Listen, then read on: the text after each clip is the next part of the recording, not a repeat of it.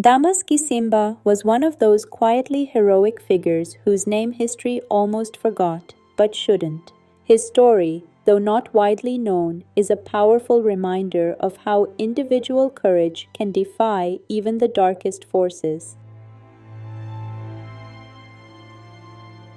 In 1994, Rwanda was plunged into one of the most horrifying genocides in modern history. After the assassination of the Rwandan president, whose plane was shot down, chaos erupted. The majority Hutu population, blaming the minority Tutsis, unleashed a wave of violence that lasted 100 days. During that time, extremist Hutu militias slaughtered hundreds of thousands of Tutsis and moderate Hutus in one of the most brutal massacres the world has ever witnessed. Streets were littered with bodies. Hutu men were threatened with death if they didn't kill their Tutsi wives. Children saw their families butchered. More than 800,000 people were killed and hundreds of thousands of women were raped, many giving birth to children who are now in their 30s. It was in this landscape of terror and despair that Damas Gisimba made a choice. He would not stand by.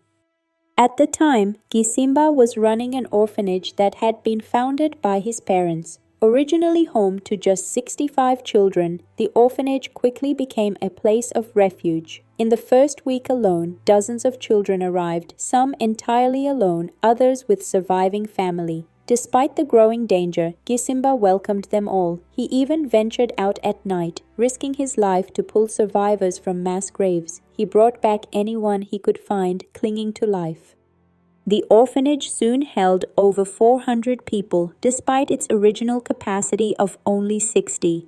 Hutu militias frequently came to the gates. Gisimba, thinking quickly, would turn them away by appealing to their humanity, saying that children inside were terrified of armed men. But his ability to protect everyone had limits. One day, 6 people hiding on the orphanage roof were discovered, tortured, and executed. The pressure on Gisimba mounted. He knew he couldn't hold the militias off forever, so he took an enormous risk. He negotiated with their leader, pretending that there were no outsiders inside, even though the orphanage was packed wall to wall with frightened people.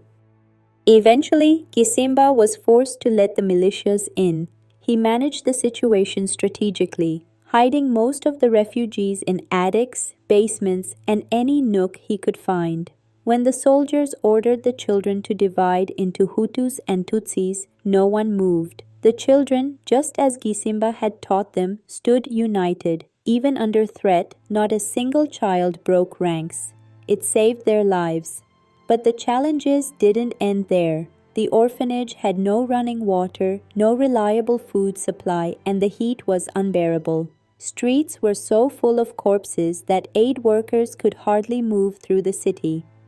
One American aid worker, Carl Wilkins, the only American to remain in Rwanda during the genocide, had heard about the orphanage and came to see how he could help.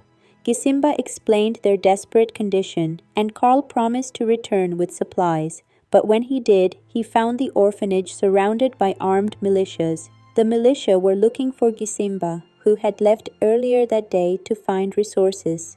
His younger brother tried to stall them. The militia knew women and children were hiding inside, and they wanted blood.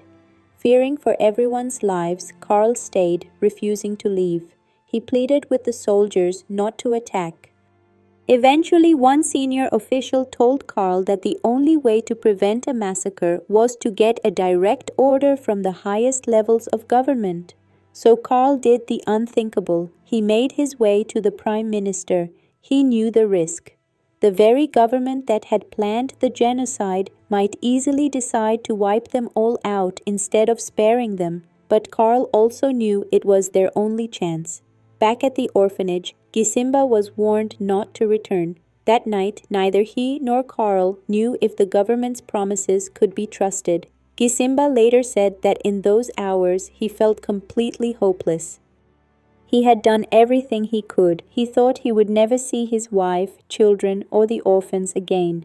3 days passed. Then, unexpectedly, the militia allowed everyone in the orphanage to leave. They walked to a church where Gisimba had been hiding. The soldiers were stunned. They couldn't believe so many people had been hidden right under their noses, fed and protected. "Who is this man?" they asked. That day, hundreds of people, children and adults whom Gisimba had sheltered from the very beginning of the genocide, were saved. Even after that, Gisimba didn't abandon the orphans. Many of the children had no families left, so he continued to care for them as his own, despite financial hardship and emotional exhaustion. Years later, the president of Rwanda awarded him the National Order of the Guardian Medal. And though Gisimba passed away at the age of 61, his legacy lives on. Among the lives he saved were people who went on to become artists, politicians, and leaders. One of them, fashion designer Sonia Mugabo, who was just 4 years old during the genocide, told The Guardian that Damas Gisimba is the reason she and her family are alive.